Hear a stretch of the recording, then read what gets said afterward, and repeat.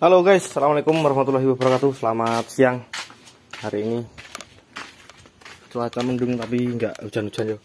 Oke, hari ini kita perbaikan kakinya si X-Trail ya. Kita rapi-rapiin. Review dulu. Bull joint hampir copot, kanan kiri sama ya, hampir copot. Dan ini udah restorasi, ini tak simpan, besoknya siapa tahu masih bisa diambil ya. Ininya karetnya ya buat gantiin yang ini nih, kalau yang ini besoknya rusak ya. Ini udah kita ganti baru. Ini bukan original ya, ini OEM ya. OEM itu asli tapi asli tapi gitu ya. OEM ya. Kita lihat OEM nanti mampu bertahan berapa lama, karena harganya juga udah lumayan mahal ya. Ada skrut-skrutnya kayak original ya. Tuh, rasanya juga keras. Tutup lagi paneman ya. Oke, apa aja yang rusak? Banyak guys. Ini yo lor arem, tuh drap sape yang bagian dalam karatan tuh, kelihatan nggak? Fokus. Terus udah tuh ada kuning-kuningnya karatan. Ini isi dalamnya pada protol. Bearingnya udah nggak ada lagi. Ini masih diorderin yo. Drap sapnya yang dalam nih sampai kayak gini nih. Gara-gara mainnya kejauhan sih guys. Jadi kakinya ini itu kita udah periksa, udah pernah tak buatin catatan list buat belanja perbaikan kaki-kaki lah. Terus mainnya nggak kesini lagi. Ingat nggak, ini X-Trail yang dulu kena korban malpraktek, yang mesinnya sampai tak ganti set sama transmisinya yo. Oke, sekarang kena lagi banyak. Ini kita rapiin kaki-kaki yang dulu pernah tak buatin listnya, rapihin. Terus owner mengeluhkan bearing roda sebelah kanan itu kenapa cepat banget rusak yo. Kenapa cepat banget rusak, bahkan udah ganti sama napnya. Nah, dulu sudah pernah tak peringatkan si ini CP join kita harus ganti. Kenapa kita harus ganti? Karena di sini kemakan, kelihatan. Ini yang sehat. Tapi sehat situnya, dalamnya sama, betok-betok kalau belok ya. Ini yang sehat rata. Ya kan? Ini yang sehat rata. Kenapa kok CP join ini bisa bikin rusak bearing? Ya. Coba kalian lihat atau kalian pernah lihat video-video orang luar negeri gitu ya, atau bahkan video dalam negeri yang terkadang kita mau nyopot si CP join dari nap rodanya ini sulit, bahkan sampai dipanasin, sampai digetok, sampai segala macam ya. Harusnya kan gitu. Jadi ketika murnya ini dikencengin pol, si bearing juga harus pol ya. Yuk kita kasih contoh. Set. Nah ini rusak lagi napnya nih. Napnya padahal baru katanya. Yo kelihatan baru ya. Napnya baru tapi bearingnya masuk logo. Wah, ini toh. Nah, logo toh. Yora. Logo yang ini, yang dalam nih. Kelihatan enggak? Nih. Harusnya kan kita masukinnya kenceng ya. Ini aja kenceng nih, nggak bisa lepas tuh konesnya. Nah, oke.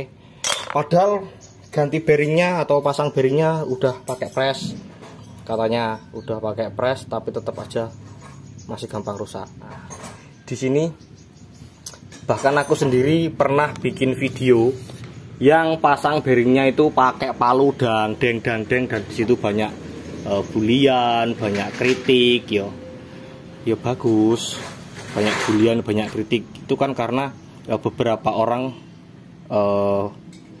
dengan cara berpikir yang berbeda. Padahal aku bikin videonya itu dengan tujuan supaya kita itu bisa bekerja dengan alat seadanya yang ada di kampung gitu ya. Misal kita nggak punya pres-presan, misal kita di kebun gitu ya, atau di lokasi yang jauh dari desa, apalagi cari pres-presan gitu kan, pakai palu. Ini palunya loh yang di video itu. Oke, nah, ini juga masih pakai palu. Nah di sana pernah tak jelasin ketika kita mau pasang bearing, ke dalam knuckle itu kan kita taruh sini, kita pukul. Nah di video itu tak kasih contoh, kita pukul pakai bearing lamanya gini yo, kita pukul pakai bearing lamanya, darder masuk. Kenapa? Tak jelasin bahwa kita pukulnya itu nggak sembarangan gitu loh. Kalau kita pasangnya pakai pukul atau pakai pres, kita harus pukul atau harus pres bagian yang harus dipres, ya kan? Jadi kalau kita mau masukin bearing ini ke dalam knuckle, yang dipres itu yang luar. Yo, jangan mentang-mentang pakai pres, pakai benda rata taruh sini dipres. Ini kones ya, ini kones, di dalamnya bearing toh. Ya enggak, kalau ketika kita pres dan keras, kira-kira bagian konesnya ini luka enggak? Iya. Nah ini gini yo, bagian kones yang di sini luka enggak kira-kira? Luka yo, kalau bearingnya kurang bagus gitu yo, atau presnya keras banget gitu, itu pasti luka. Apalagi bearingnya yang bagus, karena bearing yang bagus itu lebih kencang daripada bearing yang murahan. Kalau bearing yang murah mungkin kita presnya juga gampang, terus diputer napnya, ketika udah dipasang sini napnya diputer ringan. Itu biasanya bearing yang murah gitu. Sedangkan bearing yang mahal kita pasang itu diputer malah berat tapi muter gitu, makanya awet gitu kan. Karena clearance dari sini ke bearingnya itu, ke bola bearing ini lebih padat karena kualitasnya bagus. Jadi pabrikannya itu berani kasih padat gitu loh. Kalau bearing yang murahan nggak mungkin dikasih clearance padat, karena pasti bakal gampang ambrol si ininya, bola bearingnya gitu ya. Oke, terus yang kedua, kenapa si bearing ini gampang rusak? Bearing yang jenisnya pakai knuckle gini, kayak di Grand Max Avanza gitu ya, pakai knuckle begini, itu kan yang pegang cuman nap nih, gini nih. Nah, cuman nap. Kalau di Avanza biasanya murnya di sini, kencengin baru gini ya, baru bisa muter. Nah kalau di sini itu kan yang kencengin ini nih, si CP join. Oke.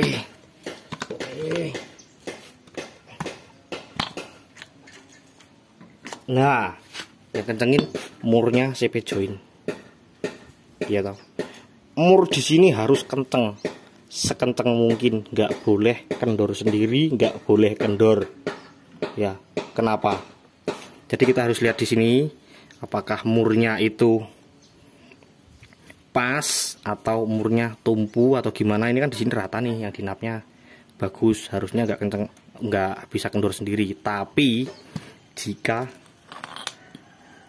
di sini seperti ini ada bekas kemakan gini, mau nggak mau mur yang di sini pasti gampang kendor. Nah kalau mur yang di sini gampang kendor, otomatis oleng dong muternya, apalagi kondisi belok.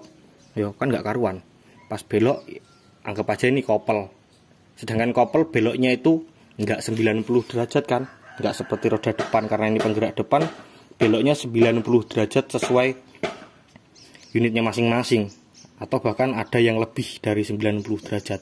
Belok gini otomatis kan gini yo, gitu, goyang, nggak center gitu loh yo, mesti goyang gini karena ini ditekuk beloknya, meskipun ada bola bearing di sini, ya kan. Apalagi terus bola bearingnya ini rusak, Pas dibelokin udah bunyi bletok bletok bletok bletok, lurus anteng lagi, belokin bletok bletok bletok bletok, belok mentok bletok bletok gitu kan. Otomatis ini gampang rusak nih. Nih kalau kendor ini gampang begini nih. Nah mau nggak mau kalau ini kendor bearing hancur ya. Lawang yang ini kenceng aja bearing bisa hancur ya toh, bearing bisa rusak, apalagi yang kendor gini mesti gampang rusak gitu. Makanya beda, ini sebelah kiri, yang sebelah kiri bearingnya nggak gampang rusak. Meskipun kemarin rusak, ini bekasnya rusaknya nggak kayak ini, nggak sampai goyang gini yo, nggak sampai logro gini. Oke, nah ini nggak bisa diperbaiki. Ini kalau misal dilas biasanya yo, biasanya surinya itu mengecil, ini dimasukin ke sini susah ya, ini dimasukin ke sini susah biasanya kalau sini dilas biasanya begitu. Jadi kita harus beli napnya lagi toh. Terus sekarang kan udah ganti CP join yang baru, insya Allah nggak bakal begini lagi. Terus diperhatikan lagi jarak dari sini ke sininya seperti apa yo, gini.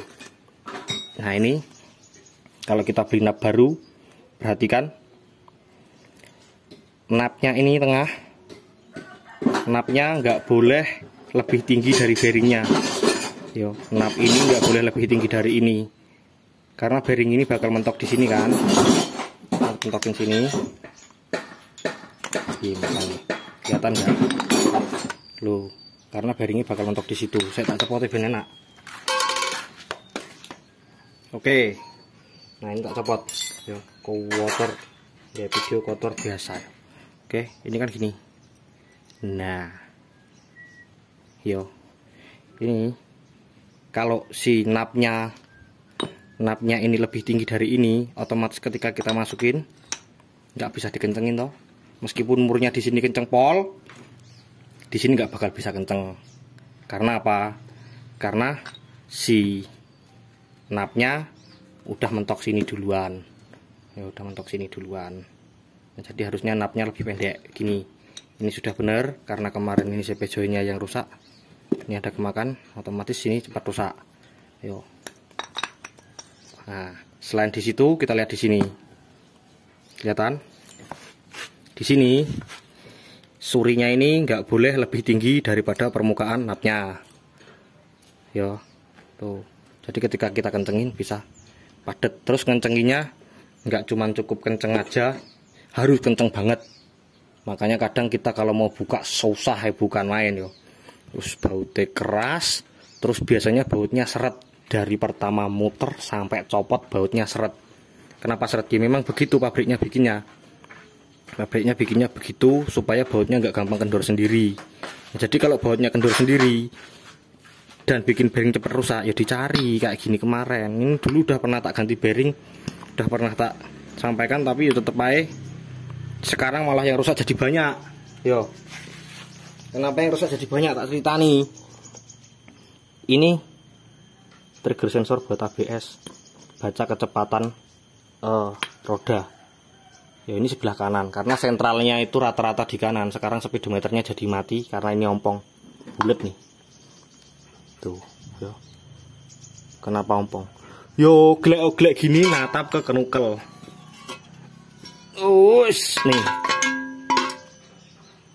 Nih yo, madul kenukele. Mas yang ini nggak pakai seal toh, yang jenis ini nggak pakai seal guys, nggak ada sealnya. Nggak kayak Innova ya, kalau Innova PV gitu di sini ada sealnya kan. Yang ini nggak ada. Ya jadi begini. Nah, dong apa belum guys? Dong lah yo. Mau namuni. Jadi ini kalau ini gundul, otomatis bacaan sensor kecepatan itu jadi nggak benar, kacau yo. Terus yang kedua kalau nggak kacau, kalau misal ini sampai pernah nyerempet sensornya, acur guys, nggak bisa dipakai sensornya nih yo. Bekasnya nyerempet nggak? Nih di sini nih sensornya, set. Kalau pernah keserempet sensornya hancur. Coba kita lihat dulu sensor kecepatannya hancur nggak. Sekarang kondisinya speedometer udah mati sih. tak cek ya. Diumpetin sini nih. Nih, mudah-mudahan nggak hancur lah. Yo. Mudah-mudahan nggak hancur. Ini cuma ada gram-gram aja nempel di sini. Jadi ada benda lain yang di sini ganggu bacaan dari sensor kecepatan. Jadi kalau unit udah pakai ABS, biasanya sensor kecepatannya ngikut sama ABS. Jadi di sentral sebelah roda depan sebelah kanan itu baca speedometer juga gitu. Yo. Jadi karena ini rusak, nggak ada kebaca, otomatis lampu indikator ABS nyala. Yo, kalau di scan pasti munculnya front wheel. Yo, front wheel R apa L gitu guys yo. Kanan apa kiri? Kanan R yo. Kanan R gitu. Oke. Wes kene iki. Yo, semoga videonya bermanfaat. Yo, sekian dulu dari saya Arif Bayu Wicaksono yang bertugas. Salam mekanik desa paling konyol.